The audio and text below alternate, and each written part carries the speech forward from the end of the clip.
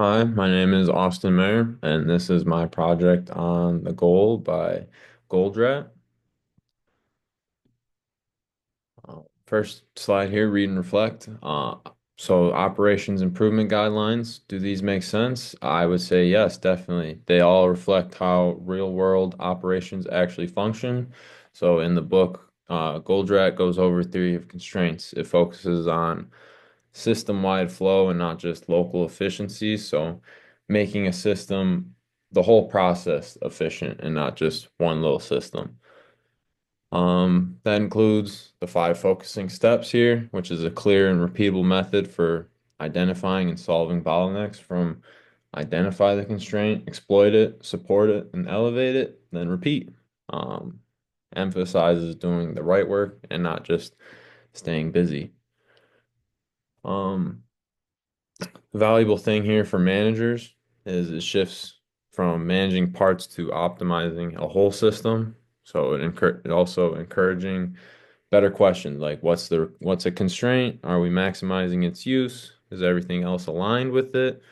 So it promotes team collaboration to continuously improve the system and helps avoid the trap of fixing systems instead of a root cause. So like I said, it's better to analyze the whole process and not just one system in the process.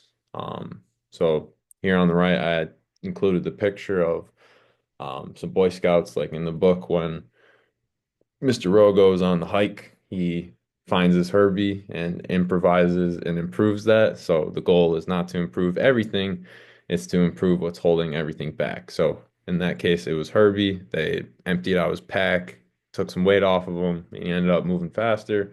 And then they achieved their goal of 2 miles an hour on the last 5 miles. So, more lessons for my managerial career here. Like I said, focus on the system, not just a part of the system. A great operation isn't about each area being perfect, but how well the whole system works together. Also looking for improvement and optimization in that system. You want to always look for the constraint. Every process has a bottleneck. It's not always going to be obvious, but if you use the five focusing steps, you can identify it, exploit it, support it, and elevate it, which will help you um, optimize your process or system. And then ask the right questions. Jonah was a good figure of reference. He shows how powerful it is to ask questions instead of just giving orders, and having a problem-solving mindset is important instead of just being given the answer and actually working to find your answer is more impactful than just getting the answer. Um, so applied to my organization here, I work at FedEx Freight in Pontiac. This is a real picture of our dock that I work on. Freight movement is a system from pickup to loading to line haul and our final delivery stage. Like in the goal, we deal with constraints on a daily basis, like our dock space or trailer availability, driver arrivals. Sometimes the weather is a factor if we get a lot of snow in the winter. So yeah, if one area is delayed, the entire network feels the impact. So theory of constraints is definitely applicable to my job. Um, Continuing on that, applying principles from the goal, our constraints could be limited dock space, a slow loading crew, tractor and trailer availability. Sometimes we have to send a tractor to the shop if it's got low tire pressure or um, just some things aren't working right with that tractor, or a lot of trailers are getting old, so got to replace the doors on them, or this axle's broken, or the landing gear won't come out right. So there's that. Um, Continuing with the constraints, it's late arrivals, could be a paperwork delay, like we don't have this bill of lading ready, or this person didn't pay for their bill. So, or travel and traffic delays. Like I said, if it snows one day, drivers aren't going to want to drive in the snow. It's a safety hazard to them, so we can't make them go out in hazardous conditions. Here's a process analysis of our dock. Starts with driver pickup. They usually around noon will start their pickups. Cycle time is about 30 minutes per bill. So yeah, the capacity there is about 2 bills per hour. Um, Once they receive all their pickups, they bring it to the dock where we unload and load the freight, take it from one tractor and put it on a line haul trailer, and that'll go to the next center. So on our dock, yeah, we usually get about zero point 0.4 minutes per bill. So we move a bill about every 30 to 20 seconds on our dock, and the capacity there is about 150 bills per hour. We got usually 15 guys moving bills, so it's pretty good.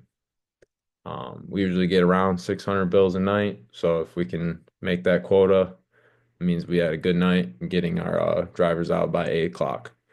So yeah, that leads us to the next step there, departure and arrival to the freight center. Drivers usually have about a 4 hour trip, depending on where they're going. So yeah, that's why the asterisk is there. They may arrive around 2 or 3 in the morning, depending on their destination and the traffic and all of the other um, dependables. So, yeah, the capacity there is you can make 2 trips in a shift, getting to the service center and then back to our freight center. So yeah, then the next step there is unload it from the line haul trailer and get it onto a delivery truck. So yeah, unloading and loading. So yeah, the capacity there is about the same, 150 bills an hour, zero point 0.4 bills or zero point 0.4 minutes per bill. And that occurs from, yeah, you see there 2 to 3 in the morning to about 8 in the morning. And then we'll send them out for delivery, which is similar to pickup, but yeah, for the last delivery to the destination, it takes about 30 minutes per bill, depending on um, how well that trailer was loaded. But yeah, cycle time ends up being about 30 minutes per bill. Capacity is 2 bills per hour, and they do that from 8 a.m. to 12 p.m. and the cycle repeats. At 12 p.m., they start their pickups, and then they bring them back to the freight dock, and like I said, it just repeats. So yeah, throughput is about 24 hours for a singular piece of freight to be picked up and delivered to its destination. Here we have some improvement opportunities. Like I said, we deal with a lot of constraints here on our dock. Two of them is the driver pickup and deliveries because they have our lowest capacity. So to exploit that, we want to optimize delivery routes and pickups and pre-stage freight for reduced time. So the order of where you put that freight in the trailer is going to matter because you can't do a certain drop off until you've done other pieces of freight before that in the trailer, if that makes sense. But to elevate that, we can hire additional drivers to make additional deliveries and pickups. And then another suggestion I had was using weekend pickup windows to spread demand. So taking away from that Monday through Friday time blocks, we can utilize Saturday and Sunday, hopefully to make a few more pickups or deliveries to reduce that demand during the week. And that is my presentation. Thank you.